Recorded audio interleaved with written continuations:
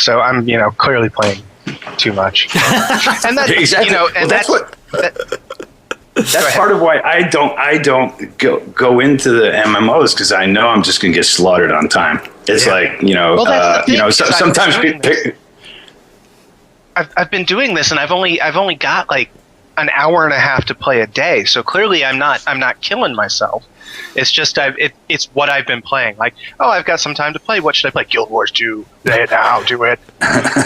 Yeah, but it's like if you're dealing, don't use the goods. It's kind of like for games, because everyone, most of the guys in development, they're really hardcore. They're in this constant battle between anyone who lives with them, the amount that they're already working, and then how much they're playing in games, right? Yeah. So it's totally dysfunctional relationship. And, it just goes to, this is for me, I'm playing most of the games that I'm experiencing today, and I know this sounds really weak and some people want to crucify me for it, but I'm actually checking it out on YouTube, because I can get a much faster idea without the addiction spell. And I'm just as susceptible as the next guy. So if I go, I'll try the game, and then I pop in a disc or I download and I'm actually interactively in there, I'm stuck. It's like crack. I mean, I'm just stuck. It's like, oh shit, why did I do that? Here goes X So have you ever? Hours. Do you think you have ever been addicted to an MMO? And will you name it? No, the MMOs, I was just like, no, those are hard drugs, I'm staying away. Because I know what's going to happen. You're like, no, thank you, sir. But everyone who's trying to get me in there, like, dude, man, you got to get in there with us. I'm like, look at you, look at you, you're telling me, just look at me, man, you're getting no sleep. I'm still bitter about EverQuest because it destroyed my first really good D&D group. So now, see, that was EverQuest was really emerging, as Odyssey was releasing and as Exodus was happening. So we were watching, I was watching some of these guys selling their characters for like $1,500, and that was changing the whole possibility. But it's a struggle, and myself, I get so into it. Which is why actually my favorite genre still tends to be arcade, personally, because I can get into it in a quick spell and then get out before I've like screwed up my life in some way. Piss someone off, missed a meeting, got not got enough sleep. You're on the street corner, getting quarters to play in the school. Exactly. Spare some change for the high score. Yeah. And I have an entirely different ratio. Mine is almost every game I've ever bought, I've played. How much hours, not through certainly, but so it's a different frugalness. I've always felt like that's 60. I mean, first of all, when it was $60 purchases, it was like, oh my God, I was totally frugal. And then as time goes on, especially with mobile and stuff, there's almost nothing that I'll actually download and buy that I won't give a decent session on. But I buy a lot less because I'm trying to experience first on YouTube. So I don't get hooked. When I was like you. Yeah. Okay. Yeah. So, Lorne, have you been playing anything lately? I've been playing mostly mobile games. The game that I think is phenomenal that I've been playing, which was a total surprise on PS4, is Resogun. And I don't know if you've seen that, but Resogun is really... So check that game out. If you want, if you look at, to me, it epitomizes a super clean, brilliant, concise design, implementation, lighting. It's basically Defender in the round, like on the classic Defender arcade. So it's very arcade, but the effects, to me, it's very clear that there's a very tight synergy between who's ever doing the effects programming and who's ever doing art, an unusually good relationship there, synergistic relationship, and it shows because the effects in this game, you just look on YouTube and the effects are pretty phenomenal. A lot of particles, very concise, taking advantage of the platform quite well in an arcade way. So that one, I always loved arcade. I love games where I can get in, get a quick shot, and get out, which is odd because Oddworld wasn't really that way. It was aiming for a different target. But for myself, playing spells in gaming, I either want that great story that is fun to play, or the the real pub and play, as the Brits would call it, where you're in and out fast on the arcade style games. But Resogun is pretty wild. The other one I've been having a lot of fun with is I think it's called Zombie GP. Is that it?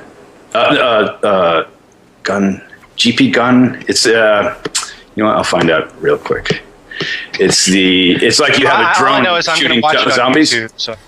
Yeah. On a side note, while you're looking that up, I have started poking around with one other thing.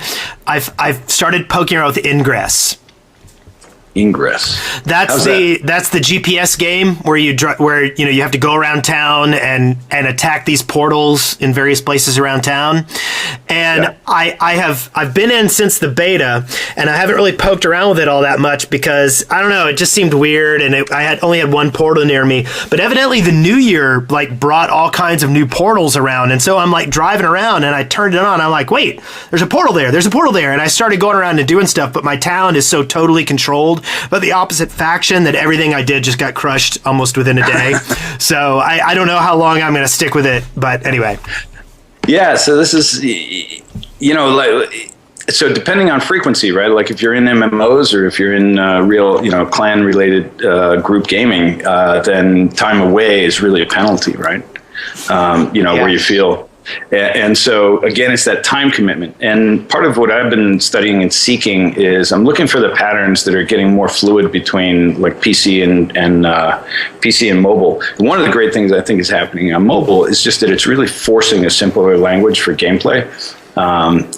Just touching and swiping is forcing that at his UX experience right away.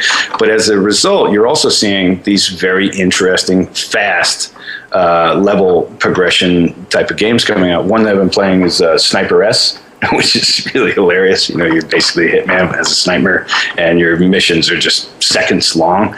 So it's something where, again, you have a really short burst. It's like Stickman Figure that you're doing headshots with, and Stickman Theater that you're doing headshots on. It's kind of funny. And the other is the one I was mentioning, Zombie GS, so I'm paying more attention to, I'm looking for ways that simplicity is staying engaging, where, even old, today I say old, but, classically proving shooting models are actually coming up in games that are on touchscreen. Like, for instance, and I don't mean to get our theme off track, but, been spending a lot of time on Stranger HD, the mobile version, which we're coming out with in a few months on iOS and on tablets and Android and all that, on a very wide variety. But if you can imagine, if you played Stranger, Oddworld Stranger's Wrath, there was a lot going on with the controls. There was a lot of things you do with your character, and so there was a lot of disciplines that we were still focusing in on, just nailing that down to making that as enjoyable an experience on a touchscreen, which is, I wasn't so sure how that would work out, but in looking at a lot of games out there and trying to feel all the best of how have people done a first-person shooter well on a mobile game, and you wind up with a very short list there, and each of those you tend to have a few dings on. Well, they could have done this better, this. So we tried to learn from that. That's been a lot of my experience in the gaming recently, is trying to look at who's done things better, who's done things right with simpler interfaces, but still allows a complicated shooting experience to happen. And so it goes to some of these games I'm talking about, and then looking at the bad lessons too. Personally, I felt like when I was playing Rage. I was like, whoa, what's going on with this rail? I don't know if you did Rage on mobile, it's Rage. No. But it just seemed a totally different shift. There's a lot of discovery in the interface process that still is being learned between console gamers, PC gamers, and mobile gamers. And so a lot of that space of those learns is something, as a designer, I've been looking at. As a player, like I said, to me it's all like crack, and I'm trying not to use too much. But, That's awesome. But yeah, what happens when it's time to start space. playtesting one of your games? Do you just tell your testers to put it on YouTube so you can watch? No. I think they wish it were that way. Is what I try to do first is I'd be like, okay, when are we past the headache point? Where I feel like a tester. Like every tester you've ever talked to thought he was going to have a good job when he first signed up. Then he realized, oh, I get to play the game only when it doesn't work, And then they find out what a terrible job it is. Testers is miserable. Those guys are, it's a tough job, man, because it's not the good game that you're playing. It's the broken game that you're trying to play. And so just imagine that as a full-time job, So it's bad enough when you've got bugs, right? But now your job is full-time playing buggy games.